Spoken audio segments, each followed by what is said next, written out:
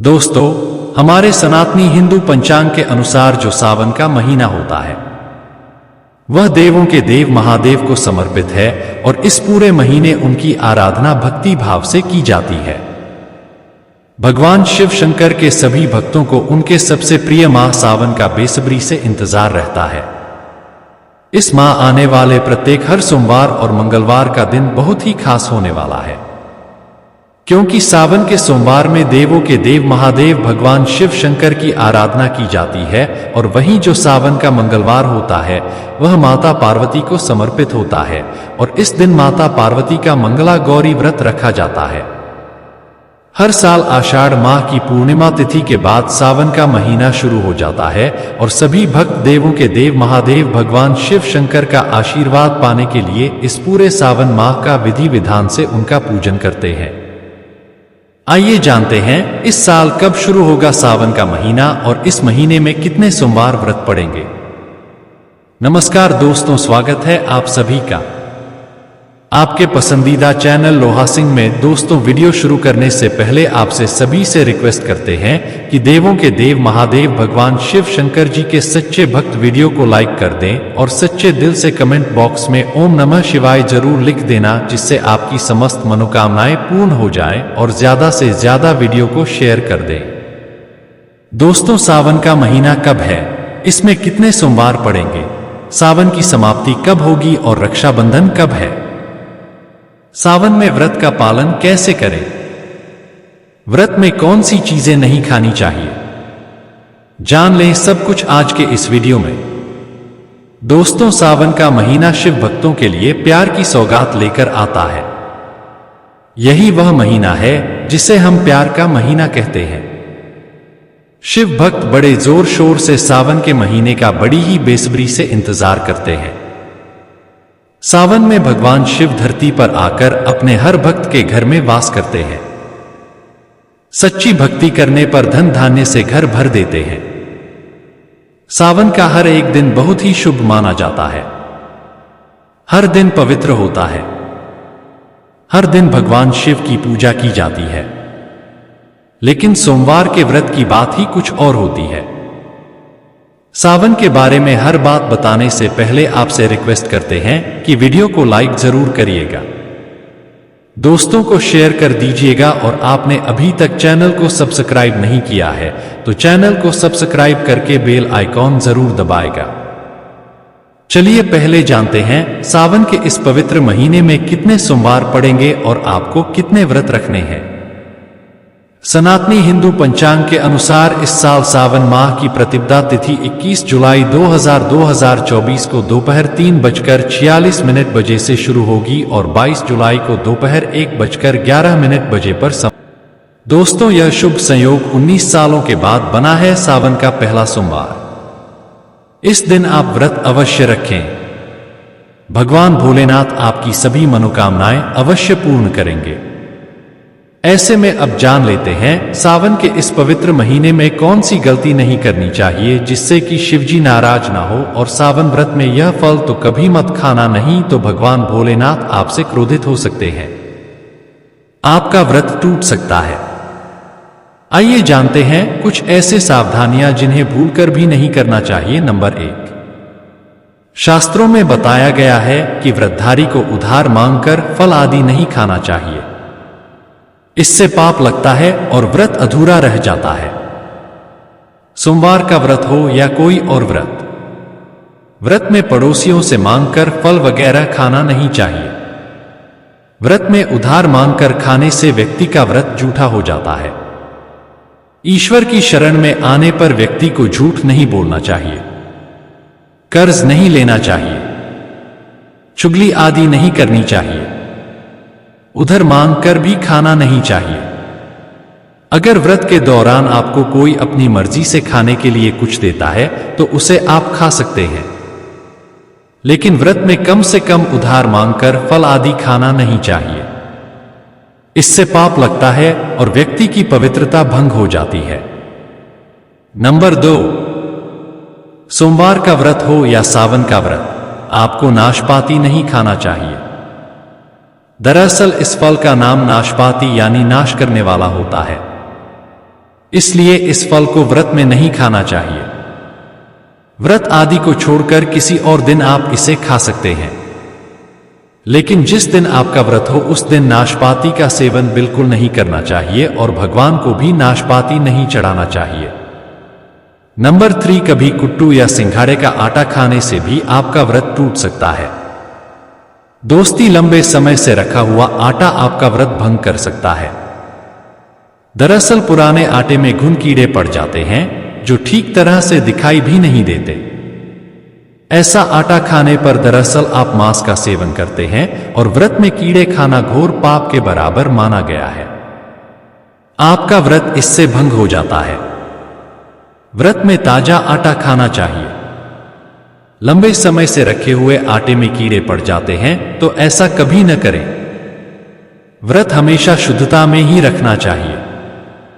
सावन का महीना बड़ा ही पवित्र महीना माना गया है, इसलिए यह 5 चीजें भगवान शंकर के पास कभी न रखें। जानते हैं उनके बारे में। नंबर 1, जहां शिवलिंग रखा हो या महादेव की कोई भी प्रतिमा हो, वहां पर भूलकर भी जूते चप्पल लेकर जाना नहीं चाहिए। जरा सोचिए, जब आपके कमरे में कोई चप्पल लेकर प्रवेश करता है तो आपको कितना क्रोध आता है। तो इसी कारण महादेव भी आपसे नाराज हो जाते हैं और आपको मिलने वाला फल नष्ट हो जाता है। ऐसे में हमेशा मंदिर में नंगे पांव ही प्रवेश करें, क्योंकि चमड़े की चप्पल हमेशा अशुद्ध रहती है। इससे देव शक्ति नाराज होती है। नंबर 2, अक्सर महिलाओं को मासिक धर्म आ जाता है और वह बिना किसी को बताए पूजा पाठ कर लेती है, जो कि शास्त्रों में वर्जित माना गया है। इस समय महिलाओं को जानकर भी अनजान नहीं बनना चाहिए।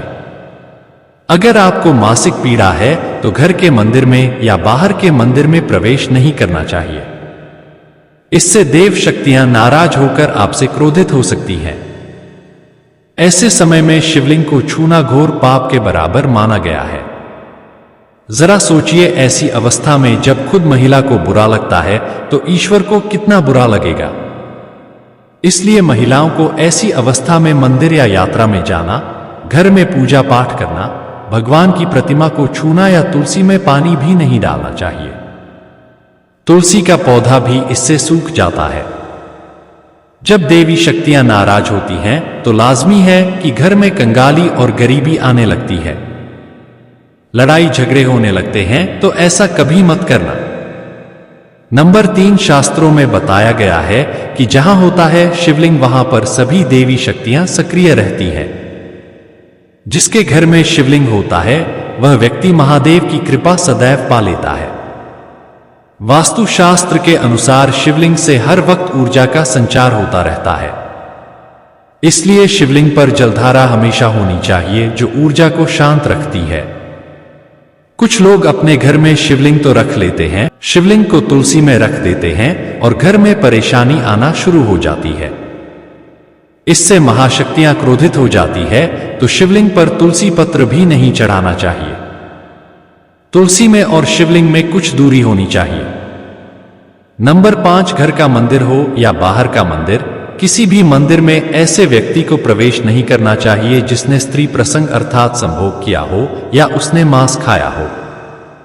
अगर आप शारीरिक रूप से गंदे हैं तो मंदिर के आसपास भी नहीं जाना चाहिए। घर के बने मंदिर पर कोई कपड़ा आदि डाल देना चाहिए। जरा आप ही सोचिए कि आप मांस खाकर या स्त्री के साथ शारीरिक संबंध बनाकर भगवान के पास जाएंगे और क्या वह आपसे प्रसन्न होंगे? बिल्कुल भी नहीं। वह आपसे क्रोधित हो सकते हैं, आपसे नाराज हो जाएंगे। शास्त्रों में इसे गौर पाप माना गया है। इससे व्यक्ति नरक में जाता है। ऐसा दुष्ट स्वभाव मनुष्य के बर्बादी का कारण माना गया है, तो ऐसा बिल्कुल न करें। ईश्वर के सामने हमेशा नहा धोकर मन पवित्र लेकर ही जाना चाहिए। इससे सभी शक्तियां आपसे प्रसन्न रहती हैं। दोस्तों, सावन के महीने में महादेव को ऐसे बेलपत्र कभी मत चढ़ाना, इसे बहुत ही अशुभ माना जाता है। दोस्तों, पौराणिक मान्यताओं के अनुसार बेलपत्र चढ़ाने से शिव जी का मस्तक शीतल रहता है। बेलपत्र से भगवान शिव की पूजा करने से दरिद्रता दूर होती है। व्यक्ति सौभाग्यशाली बनता है। इससे हनुमान जी भी प्रसन्न हो जाते हैं, क्योंकि वे शिव के ही अवतार हैं और इस बात को शायद ही कोई जानता हो। दोस्तों, अब आप यह जान लें कि बेलपत्र का उपयोग और इसके लाभ कैसे मिलते हैं। नंबर 1, तीनों लोकों में जितने तीर्थ स्थल प्रसिद्ध हैं, वे सभी तीर्थ स्थल बेलपत्र के मूल भाग में स्थित माने जाते हैं। इस बात को शायद ही कोई जानता हो। नंबर 2, अगर बेल का वृक्ष घर के बीचों बीच या पूर्व दिशा में लगा हो तो घर में धन धान्य की कभी कमी नहीं रहती और परिजन खुशहाल रहते हैं। नंबर 3, जो व्यक्ति बेल के वृक्ष के मूल भाग की गंध, पुष्प आदि से पूजा अर्चना करता है, उसे मृत्यु के पश्चात शिवलोक की प्राप्ति होती है। अब जानते हैं बेलपत्र से जुड़ी और कुछ खास बातें। दोस्तों, चतुर्थी, अष्टमी, नवमी, चतुर्दशी और अमावस्या इन तिथियों को, साथ ही संक्रांति के समय और सोमवार को बेलपत्र नहीं तोड़ना चाहिए। पूजा से एक दिन पहले ही बेलपत्र तोड़कर रख लें। दोस्तों, बेलपत्र कभी अशुद्ध नहीं होता। अगर आपको पूजा के लिए नया बेलपत्र नहीं मिल रहा है तो आप किसी दूसरे के चढ़ाए हुए बेलपत्र को स्वच्छ जल से धोकर भगवान शिव को अर्पित कर सकते हैं। बेलपत्र में कम से कम 3 पत्तियां होनी चाहिए। कटी फटी पत्तियों का बेलपत्र भगवान शिव को गलती से भी अर्पित मत करना। कटी फटी पत्तियों को अर्पित करने से शिव का अपमान माना जाता है और बेलपत्र का भी। इसलिए बेलपत्र की पत्तियां एकदम साफ होनी चाहिए। दोस्तों, सावन के इस पवित्र महीने में जिस व्यक्ति को 5 संकेत मिल जाए तो इससे यह पता चलता है कि महादेव आपकी भक्ति से बहुत प्रसन्न है और आपको धनी होने से कोई भी नहीं रोक सकता। चलिए जानते हैं। नंबर 1, बैल का दरवाजे पर आना। दोस्तों, नंदी भगवान भोलेनाथ के वाहन है। नंदी को भगवान शिव का द्वारपाल भी कहा गया है। नंदी महाराज को बुद्धि और ज्ञान का प्रतीक माना गया है। शिव के मंदिर के बाहर हमेशा नंदी महाराज विराजित रहते हैं। लेकिन अगर सावन के इस पवित्र महीने में अचानक से नंदी महाराज आपके दरवाजे पर आ जाएं और घर की चौखट को सींग मारने लगे, तब आपको समझ लेना चाहिए कि भगवान शिव आपके घर में आने वाले हैं। यह उनके आने का एक संकेत है। भगवान शिव आपकी भक्ति से बहुत प्रसन्न हैं और आपके घर में खुशियां आने वाली हैं। आपको धनी होने से कोई नहीं रोक सकता, लेकिन याद रहे नंदी महाराज को तिलक लगाकर मीठा भोग जरूर खिलाएंगे। नंबर 2, सावन के पवित्र महीने में अचानक से आपके सपनों में अगर शिवलिंग दिखाई दे जाए, अर्थात भगवान शिव दिखाई दे, तो इससे आपको समझना चाहिए कि अब आपके जीवन से परेशानियों का अंत जल्दी हो जाएगा। भगवान शिव आपकी सच्ची आराधना भक्ति से बहुत खुश हैं और वह आपके घर में आने वाले हैं।